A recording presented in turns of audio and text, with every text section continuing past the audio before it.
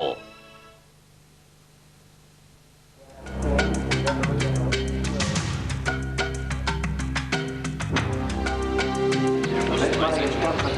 racing all around the world knows about our day now.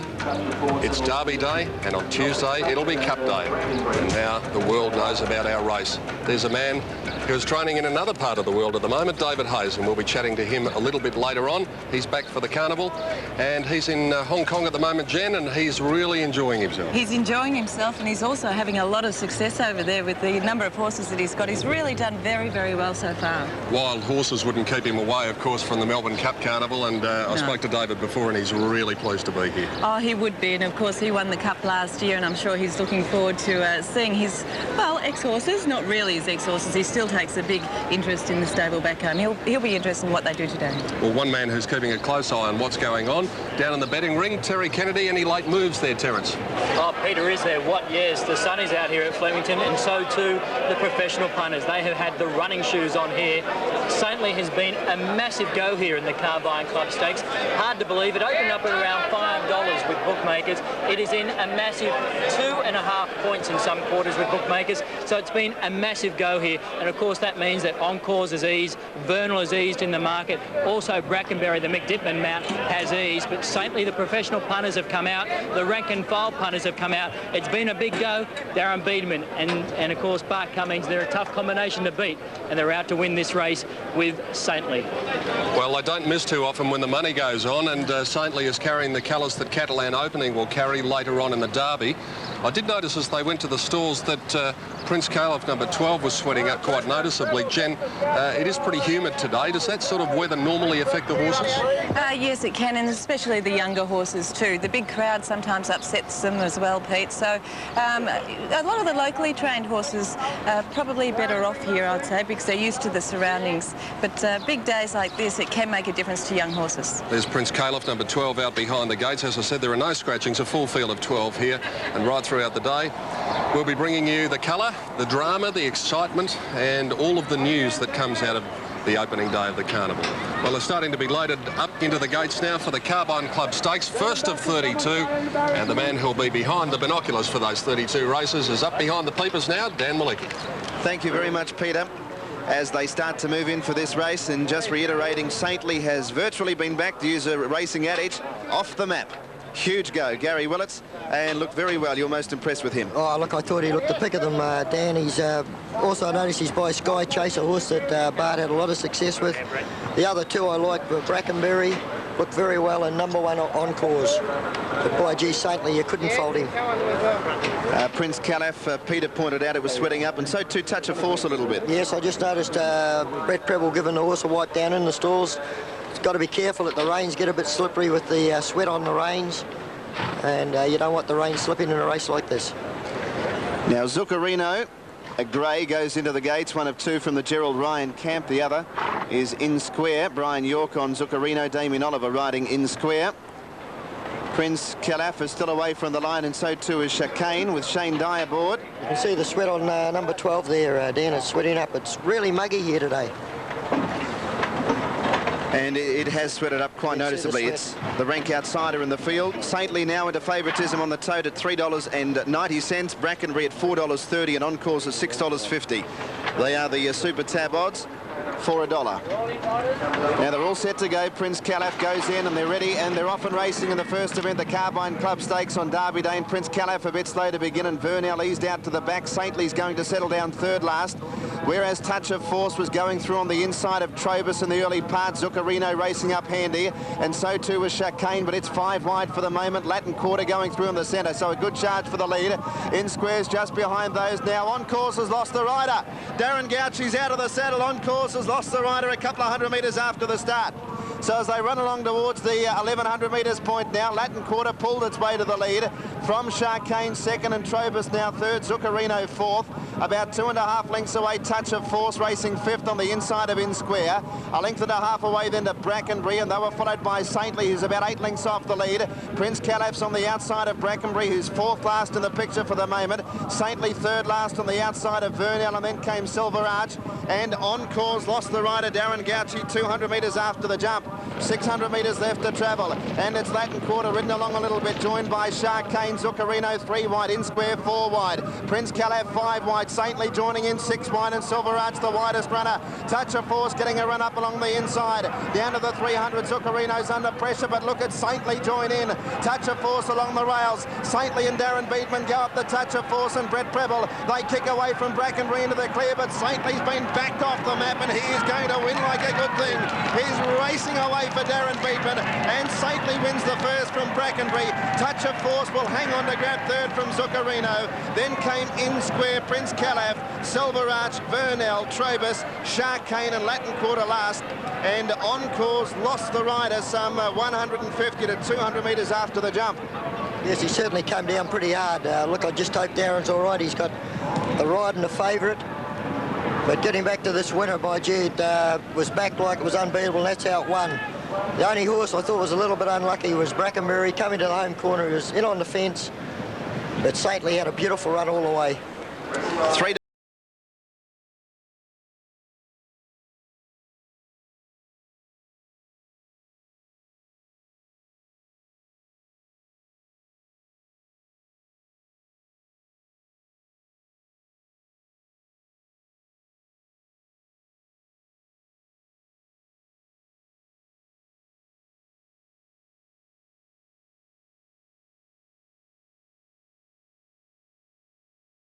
had a ride during the carnival in Melbourne. He's come down for today. He's got some good rides, and he started off the day, and obviously a horse we're going to hear a lot more of. John Letts has Darren Beatman. Big thrill for Darren. He knows this track pretty well, particularly after 1990, Lettsy, and that horse has obviously got ability, Saintly. Oh, it was a great ride too, and Darren, you said you were pretty confident all the way. Yeah, had a nice run. Had anything on the corner. He just had to come out because he was just going too well, and he's such a big strider. I see you pulled out to the middle of the track, Darren, coming down the straight, and you sort of picked him up very quickly when you wanted to, didn't you? I did. I just wanted to keep his momentum going because he's such a big strider. But he's going to make a beautiful sort of mile horse, this, you know. I think he's group class.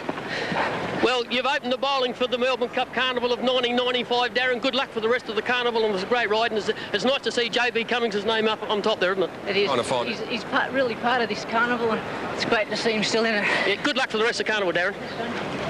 No, mate, I think Johnny Letts out there with the winning rider, Darren Beatman, and Bart Cummings is with us. Bart, that horse won with authority. Yeah, he's always shown a lot of promise, and being a very big strider, this track suited him just down to the ground. He revelled in the big open spaces here at Flemington. He worked quite nicely the other morning, and there was a big go in the betting ring today. Any of it yours? Not enough to make the difference, I don't think. Will he go on this horse to better class? I think so. Get a mile and a half pretty easily, and he's just such an effortless move. I think I've got to hold him in a pretty high opinion of him. I suppose in some ways it's a different carnival for you this year because you're not going to have a runner in the Melbourne Cup, but, well, little fish are sweet, as they say. Yeah, it all helps. Good on you, Bart. Good on you. Bart Cummings, the winning trainer there in the first event on the card, with Saintly winning most impressively from Brackenbury. Touch of Force was third. Officially fourth in the race was number 5, and that was Zuccarino, and officially fifth, the bottom one, in Prince Calaf. We'll take a break and be back with correct weight or otherwise and all the information on the opening race on Amy Victoria Derby Day.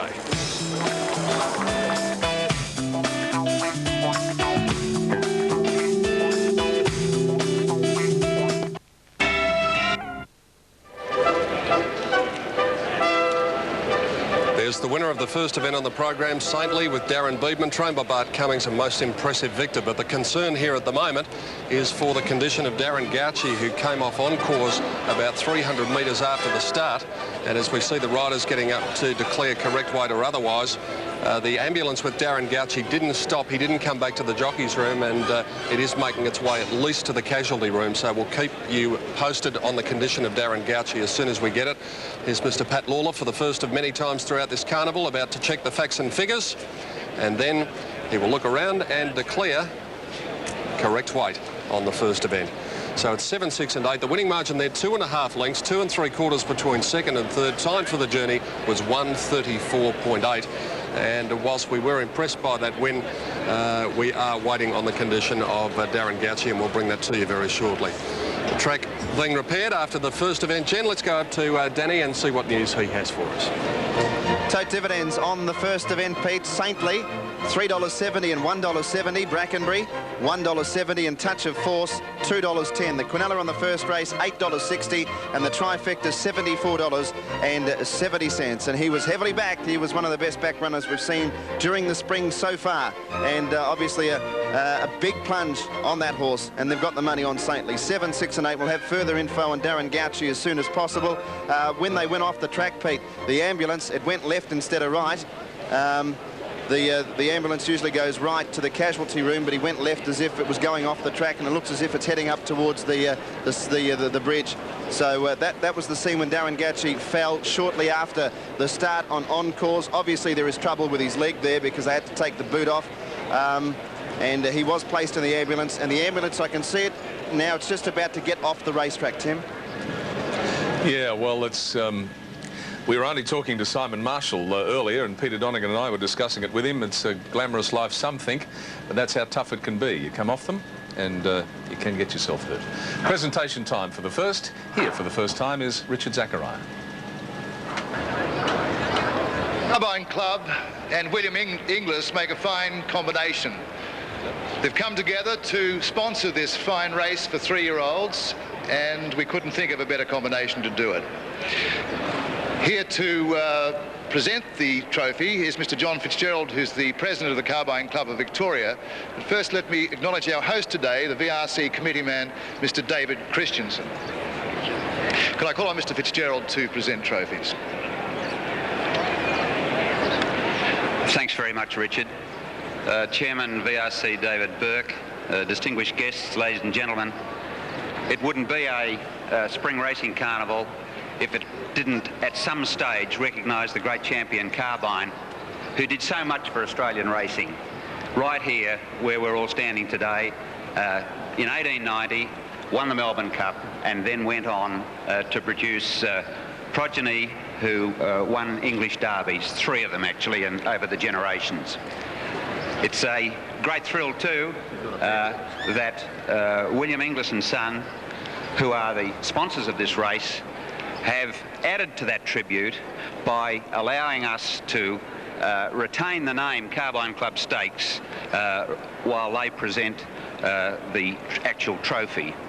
And I'd like also to say, I think this is the 5th time that a Carbine Club member has won the Carbine Club Stakes. Bart Cummings has been a valued and contributing member of the Carbine Club, and congratulations, Bart, you've done it again. I'd like now to call on Mr. Reg Inglis to present the trophy. Yes, and indeed, how many times has he done it? JB Cummings, well, that horse looked pretty special down in the birdcage. He looks even better to me now. Saintly, great win.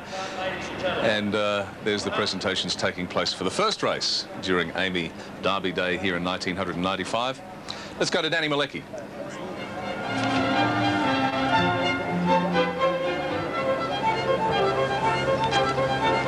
$6 for Extracts. Gold Ace at $3.30 and $1.50 is the favourite.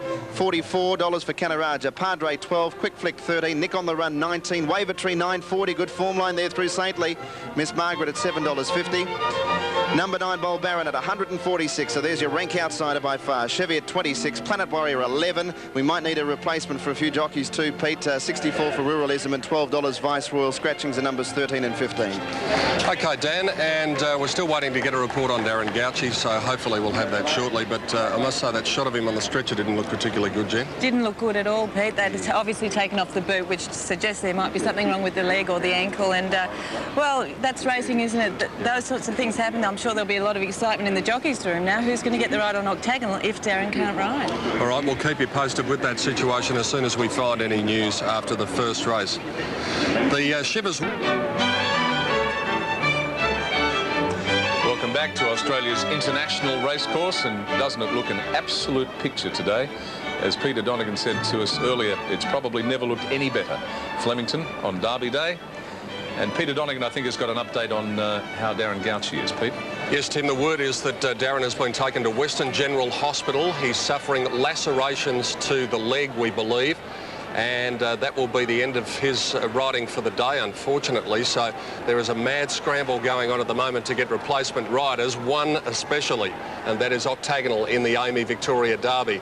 At this stage, there has been nothing decided, but I think the jockeys will be queuing up to talk to John Hawkes. Jenny Chapman has just come back, in fact, from the jockeys' room. Any news, Jen? Well, I wasn't in the jockeys' room, Pete, but I was speaking to... I've been in there before, but no, the lady jockeys' room. I was speaking to Shane Scriven, and he's in the firing line for the ride on Octagonal at this stage, and he's a possibility, a big possibility at the moment. You know what the pros and cons are in a situation like this. I mean, obviously the boys feel sorry for Darren, but they'd be knocking John over in the rush to get to him, wouldn't they? Yeah, well, absolutely, and these things happen, and sometimes jockeys can pick up very fortunate rides, that's for sure.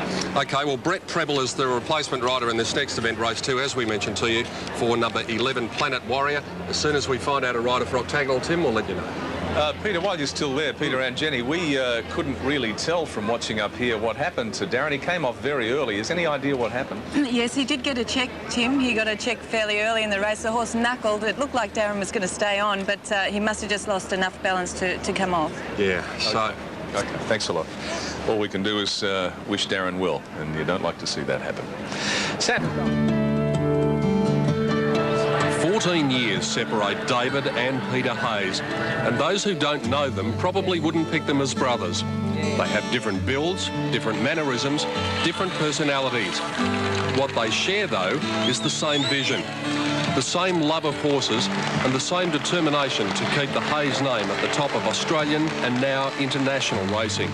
David Hayes handed in his Australian licence to seek international challenges in Hong Kong earlier this year, and he began in the colony in the same fashion as he dominated racing here. And now Esteemed cutting them down on the outside for the David Hayes stable. Esteemed ranged up, takes the lead, and David Hayes breaks through straight away. Esteemed by a neck. Second, Graceful Win. Third, Blue and Gold. But when David left the Lindsay Park Empire, there were many who wondered how elder brother Peter would handle the pressure of heading up the massive operation established by their father Colin. The answer has been emphatic, and if the Spring Carnival so far has been quieter than he'd like, the Hayes name is still comfortably atop the training premiership. Everyone says they're different, and that David is the talkative one. He also likes his Chinese food. David trains 47 horses in the regulated environment of Hong Kong. It's a far cry from the 120 he trained back home, many of them Group 1 standard. I'd certainly miss my Jearns and Blevics and St Coverts. I'd love to have them heading the string here. But I've got a lot more time on my hands, and it's a lot easier, really. Well, David, why did you leave Australia? For a change of environment, not as much travelling. Coming to a booming racing economy and a new challenge, probably the main reasons. But I do miss the rolling hills of Lindsay Park and how private it is. Have you set yourself any goals here in Hong Kong? Yes, I would love to win a premiership here. I think I've got very little chance of winning it in my first year because I haven't got the numbers, the quality horses. But by the time I build my team up, I'd like to win a premiership, hopefully in my second or third year. And then after that, we'll see how the change of government is going here. And if I'm not enjoying it, I'll look to be going home. David stays in constant contact with the Lindsay Park Empire back home, and it often works to his advantage. He's taken about 15 good horses out of the stable. Yeah. Peter's done extremely well, and I'm missing the spring racing. That's probably the only thing I'm missing just at the moment, and Mum's race. 10 years ago, Peter was the Prince of Lindsay Park until he abdicated in favour of a more introspective lifestyle as a small trainer at Oakbank in South Australia. When Colin Hayes retired in 1990, that left David, the youngest of 4 children, at the head of the massive operation. Peter returned to the fold as a foreman a few years ago, and when the opportunity came for David to leave, this time he was ready for the big job. He was ready to do it, he just said he'll make me look a mug when I leave. The 14-year difference between you and Peter, did you have much in common? We both love football and we enjoy playing sport. We had that in common. But Peter's a quieter style of person than me. And I'm a harder working style of lad. I think I work harder than Pete. Oh no, I prefer to do the job. I mean, obviously there are good things about both jobs, but I prefer to be doing what I'm doing. David is definitely the more talkative of the brothers. Yes, they have. Even when he knows he shouldn't be. Mum will kill me if I'm talking with a mouthful, so I'll shut up. And Peter agrees. Yes. yes. Absolutely anyone would miss Lindsay Park if they weren't there. It's one of the most beautiful places in Australia. Well, once again this year we're giving you a chance.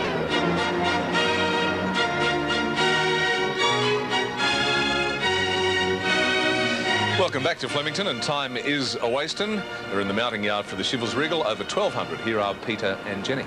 Yes, Tim, and just before we take a look at the runners in race 2 on the card, we can take a look at the incident involving Darren Gauci in the first race. It happened on the far side of the track, so quite a fair way away from us, but you can see it here. You'll see Gauci, and the colours that he is in are the cerise colours. And Jen? Right at the back there, yeah, you can see he's in trouble there, and the horse is knuckled. Darren, no chance of staying on there, and well, the foot caught in the iron for his stride as well, which wouldn't have helped his matter. And the horse has got him there, I think. Oh, yes. Yeah, the lacerations are up in the higher part of his leg, I believe, up near the groin area. So let's hope Darren is okay, but oh well, that's racing. It's a shame because Darren has been riding in fantastic style here since he's been back from Hong Kong. It's a real shame. Okay, let's go through the horses now in the second event as they head to the stalls and lead off with Extracts. I like the way this horse, when it got the run at Caulfield, Jen just sprinted.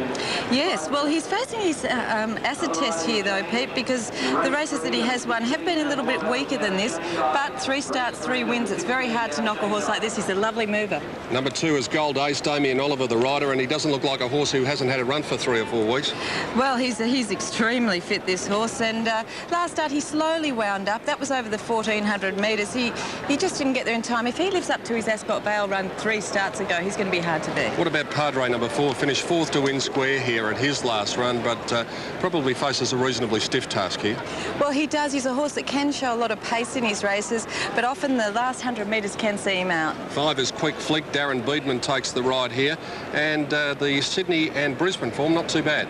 Not too bad at all. This horse has got a lot of speed. In fact, he has been pulling quite a bit in his races. I think he's got a good chance here. He'll be out there for some time. Waver Tree, number 7, has only had 2 starts and has the perfect record, carries the Scalacci colours. I wonder if that'll be any help.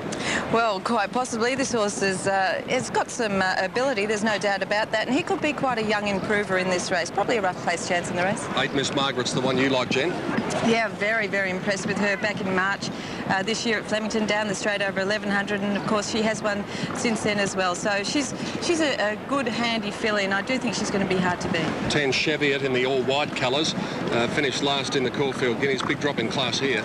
Big drop, but well, last start I thought wide all the way. Didn't really have a lot of luck there, and back to the 1,200 metres is going to suit Cheviot a lot better. A good each-way chance in the race. Vice Royal is the other one, number 14, to be ridden by Shane Dye. Has only had the 3 starts and has recorded 2 wins and a second. Been quite impressive, Pete, this horse in Adelaide, but he has got a problem of hanging out quite badly in his races. Even though he's hung out, he's still got to the line very well, so he's not without a chance in this race. So Miss Margaret from you, Jen? Miss Margaret from Gold Ace and number 10 Cheviot. I've gone for Gold Ace number 2. Let's see what Tate punters are doing. Here's Dan Malicki with an update on the second event. Gold Ace still the favourite, Pete, 3.10, 160. Extracts about second pick at $5.80. Waver Tree at $6.10. Miss Margaret at $8.10. Planet Warrior with Brett Preble, $16.70, and Vice Royal Shane Dye, $12.80. They're about the top 6 fancies or so in this Group 3 Chivas Regal. They're the top 4 in the betting. Gold Ace clearly the favourite, Pete, and probably strong enough support to suggest it'll remain at about that quote.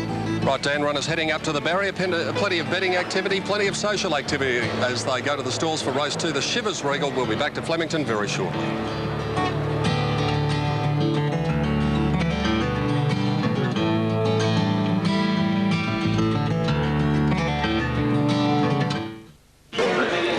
Derby Day at Flemington, and even a crowd down at the top of the 1,200 metre straight to watch these horses go in.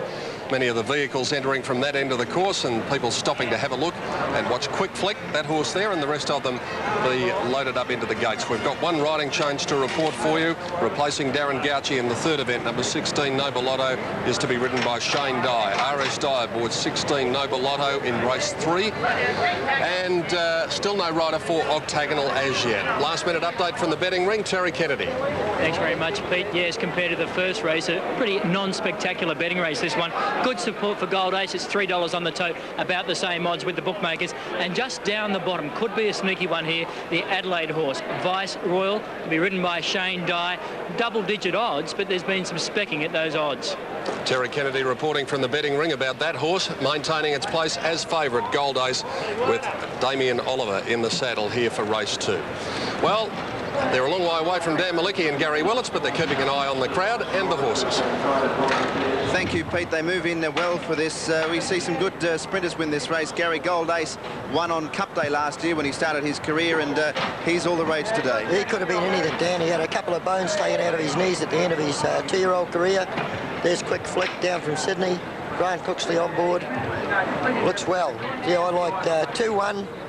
And I like Miss Margaret. I thought it looked very well, number 8. Filly trained by Peter Hayes and ridden by Mick Dittman. That's Waver Tree on the screen with Grant Cooksley aboard. Favourites Gold Ace wears the green and blue colours, drawn out wide, and Extracts drawn near the inside with Wayne Harris aboard. Wayne's picked up the ride on Racer's Edge in the Salinger. Now they're all set to run. Light goes on, gates crash back, and they're off and racing just after the start there.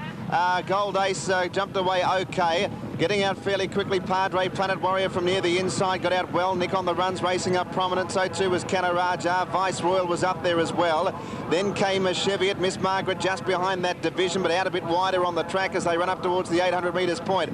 Vice Royal about 1 away from the inside rail, is just in front of the grey Planet Warrior. Now it crosses over. Nick on the run goes up third, and Extracts is just behind them, fourth from Cheviot. Miss Margaret in the cerise and white colours. Then Canaraja. Gold Ace is running in about 6th position, out wide up now, going up to share the lead. Padre, Ruralism behind those. Bold Baron well back in the field, and Waver Trees back to second last. Onto the course proper, 500 metres to go. Voice Vice Royal in front of Miss Margaret. Nick on the run, and Gold Ace joining in. Padre making a run at them. Extracts ridden along a little bit, trying to get into the clear. Gold Ace has cruised to the lead now. Extracts trying to get out. Waver Tree running on strongly. Gold Ace the leader. Waver Tree, Padre, Miss Margaret, then came Extracts. Gold Ace finding a little bit of length and a half in front though of Waver Tree and Padre. The favourite in front, Gold Ace for Damien Oliver, and Gold Ace wins a length and a quarter to Waver Tree. Still very green, the second horse. Padre's run third, and then came Quick Flick, who made up a bit of ground. Back behind them was Canaraja, then came Extracts and Miss Margaret, Planet Warrior, Vice Royal, Ruralism, Nick on the run, and Bold Baron at the tail of the field. Very good win, Dan. He travelled beautifully all the way, had a lovely sit on him all the way, and when Damon asked him to move, he certainly linked in stride. And this track, as we pointed out earlier today, with that rain last night, it suits them to run good times. 290 and 140. Two favourites successful in the first two. Waver Tree 230. It came from second last at the 500, and Padre battled on pretty well to pay $4.30. 2, 7 and 4 will be the official placings after race number 2. Extracts, it seemed to be held up for a run at about the 400 metre point, but it seemed to get out in enough time. Gary didn't finish the race off strongly enough. Yes, I definitely think it was held up for a while, Dan, but the moment the run come, it just didn't seem to link in stride, where Gold Ace, there's a shot of him now, he just went right on with it. Could have been anything, this horse, you know, with good legs, and hopefully he goes on with it, especially with that bit of jar out of the ground. Well, this fellow was runner-up to Al Maeskay in the Ascot Vale, and that's pretty good form down the straight 6. That's right. And bounced back in today's $75,000 Group 3 event. He had little problems after running third in a three-way photo behind In Square and Strategic, and he was also involved in that great duel with Strategic at Caulfield on the 23rd of September. It was a phenomenal performance, similar to a Bone Crusher our Waverley Star finish. They distanced the rest, they're 8 lengths in front of him. Here's a great shot of him here. Damien Oliver just going to pull the stick on him. Horse is really linked in stride. It's a great feeling when you're on a horse and you just give them that little bit and away they go with you. But he's ran great time. They ran 1:09.4, so this track is absolutely brilliant. Should suit any horse today with that jar, and that's why they run. There's Damien, he just knows the race is won, puts the whip away, and thanks very much. Two favourites successful in the first two races run today. Lee Friedman is the trainer of Gold Ace. Damien Oliver is the rider, and I wonder if they'll have a big day. They could possibly well do that, and they'll team up, of course, with Doremus in the Melbourne Cup on Tuesday. The official numbers are 2, 7 and 4. Fourth was number 5. Fifth in was number 8, which was Miss Margaret. Extracts has run into about 6th or 7th placing, but obviously the winner was just much too good for the opposition. Now, as I mentioned before, Wayne Harris will ride Race's Edge in race number 7 today, the Salinger Stakes. Darren Gauci not riding for the rest of the day. I'm sure you're well aware of that, but Wayne Harris will take that ride on Race's Edge in race number 7, which is a Group 1 race, so a couple of very important mounts. Darren had a full book of rides today and had to be replaced on 7 of them, and probably in the next 6 races, they're probably 6 of the best rides he could have had right through the afternoon. Gold Ace the winner. Let's see, John Letts will talk to in just a moment. Peter's got the winning trainer, Lee Friedman. Yes, Lee's down here. Congratulations. He's a racehorse, that fella. He is a real racehorse, Peter. You know, he's got leg troubles. He's had leg troubles all his life, and you know, we had to fresh